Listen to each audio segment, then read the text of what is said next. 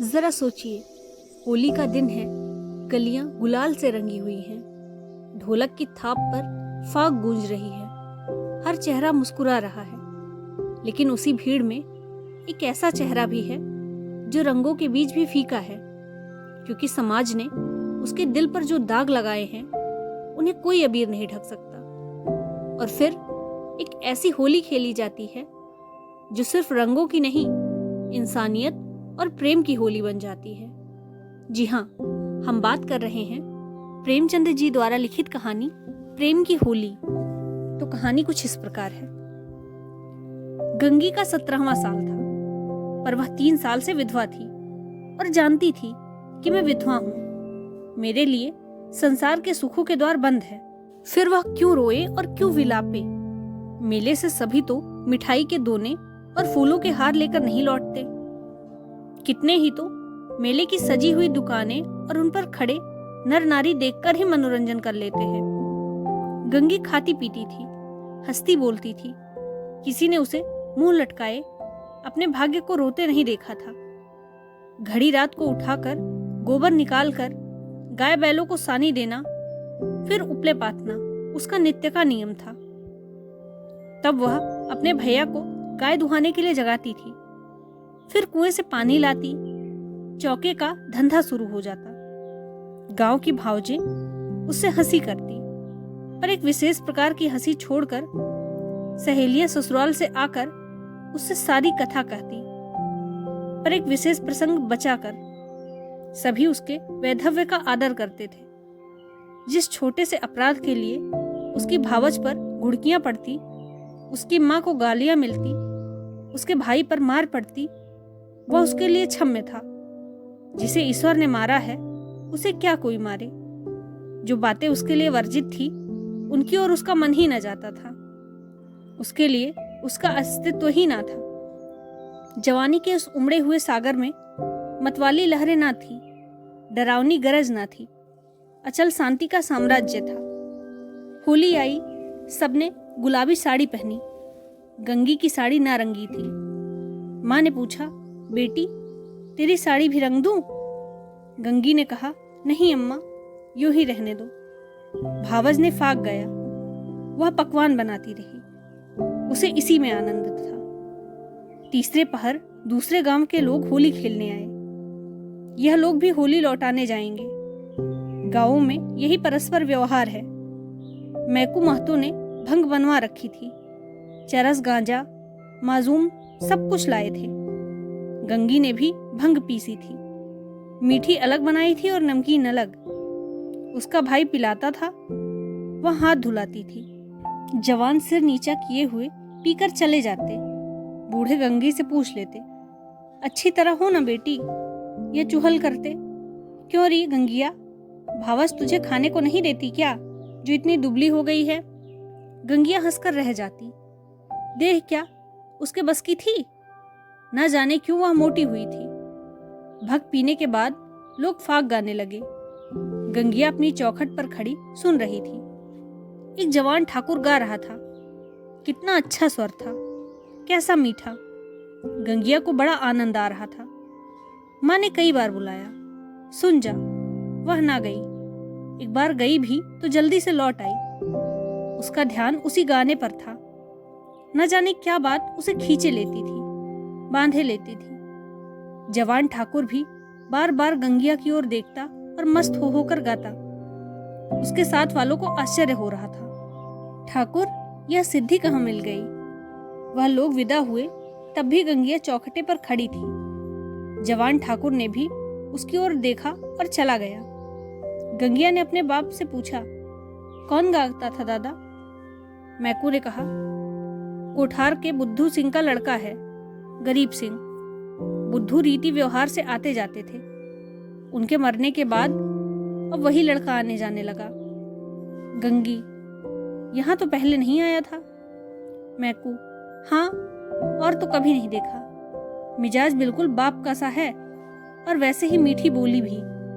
घमंड तो छू नहीं गया है। बुद्धू के बखार में अनाज रखने की जगह ना थी, पर चमार को भी देखते तो पहले हाथ उठाते। वही इसका स्वभाव है। गोरू आ रहे थे। गंगी पगहिया लेने भीतर चली गई। वही स्वर उसके कानों में गूंज रहा था। कई महीने गुजर गए। एक दिन गंगी गोबर पाथ रही थी। सहसा उसने देखा वही ठाकुर सिर झुकाए उसके द्वार पर से चला जा रहा है। वह गोबर छोड़कर उठ खड़ी हुई। घर में कोई मर्द ना था, सब बाहर चले गए थे। यह कहना चाहती थी, ठाकुर बैठो, पानी पीते जाओ, पर उसके मुंह से बात ना निकली।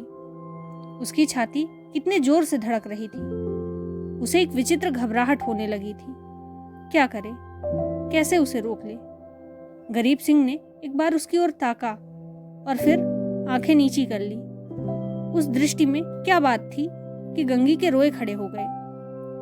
वह दौड़ी घर में गई और माँ से बोली, अम्मा, वह ठाकुर जा रहे हैं, गरीब सिंह।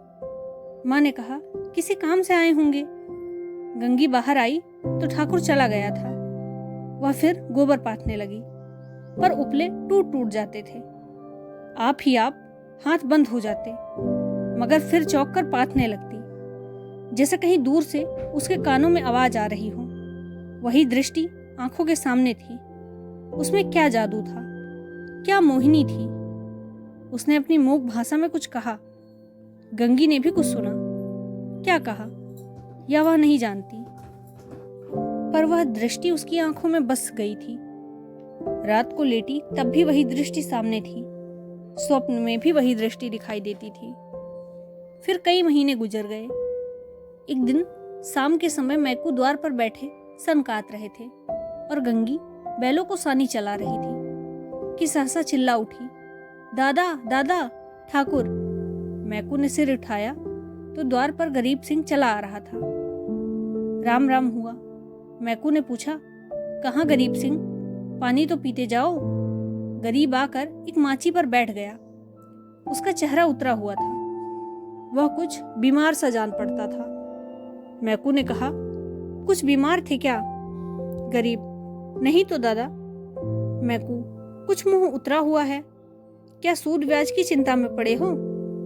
गरीब, तुम्हारे जीते मुझे क्या चिंता है दादा। मैकू, बाकी दे दी ना? गरीब, हाँ दादा, सब बेबाक कर दिया। मैकू ने गंगी से कहा, बेटी जा, कुछ ठाकुर को पानी पीने को ले आ। भैया हो तो कह देना चिलम दे जाए। गरीब ने कहा, चिलम रहने दो दादा, मैं नहीं पीता। मैकू, अब की घर ही तमाकू बनी है, स्वाद तो देखो, पीते तो हो। गरीब, इतना बेअदब ना बनाओ दादा, काका के सामने चिलम नहीं छुई। मैं तुमको उन्हीं की जगह देखता हूँ। यह कहते कहते उसकी आंखें भर आई। मैकू का हृदय भी गदगद हो उठा। गंगी हाथ की टोकरी लिए मूर्ति के समान खड़ी थी। उसकी सारी चेतना, सारी भावना गरीब सिंह की बातों की ओर खिंची हुई थी। उसमें और कुछ सोचने की और कुछ करने की शक्ति ना थी।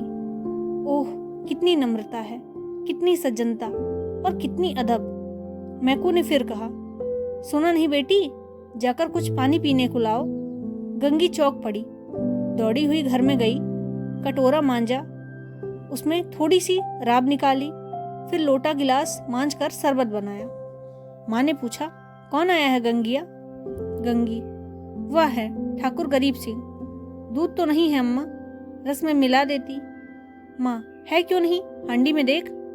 गंगी ने सारी मलाई उतार कर रस में मिला दी और लोटा गिलास लिए बाहर निकली। ठाकुर ने उसकी ओर देखा। गंगी ने सिर झुका लिया। यह संकोच उसमें कहाँ से आ गया? ठाकुर ने रस पिया और राम राम करके चला गया। मैकू बोला, कितना दुबला हो गया है। गंगी, बीमार हैं क्या? मैकू, चिंता है और क्या, अकेला आदमी, इतनी बड़ी गिरस्ती, क्या करे। गंगी को रात भर नींद नहीं आई। उन्हें कौन सी चिंता है? दादा से कुछ कहा भी तो नहीं, क्यों इतने सकुचाते हैं? चेहरा कैसा पीला पड़ गया है। समेरे गंगी ने माँ से कहा, गरीब सिंह आपकी बहुत दुबले हो गए हैं अम्मा। माँ, अब वह बेफिक्री कहाँ है बेटी? बाप के जमाने में खाते थे और खेलते थे, अब तो गिरस्ती का जंजाल सिर पर है। गंगी को इस जवाब से संतोष ना हुआ। बाहर जाकर मैकू से बोली, दादा, तुमने गरीब सिंह को समझाया नहीं? क्यों इतनी चिंता करते हो? मैकू ने आंखें फाड़ कर देखा और कहा, जा अपना काम कर। गंगी पर मानो वज्रपात हो गया। यह कठोर उत्तर और दादा के मुंह से। हाय, दादा को भी उसका ध्यान नहीं, कोई उसका मित्र नहीं।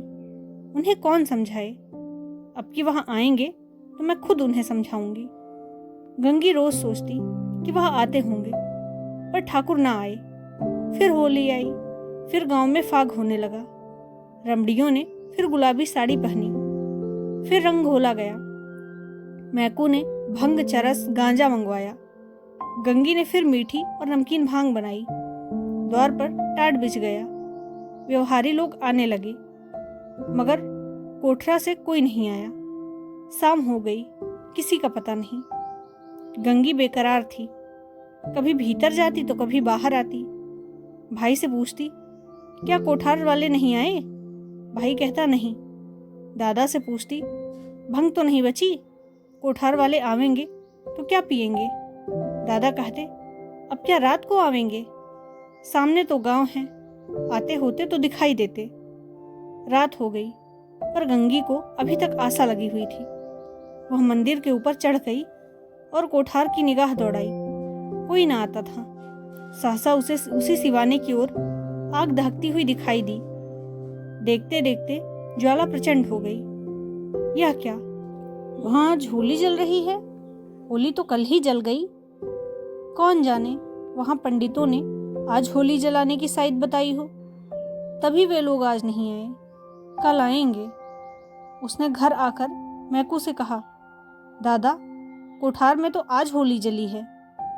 मैकू, दूध पगली, होली सब जगह कल जल गई।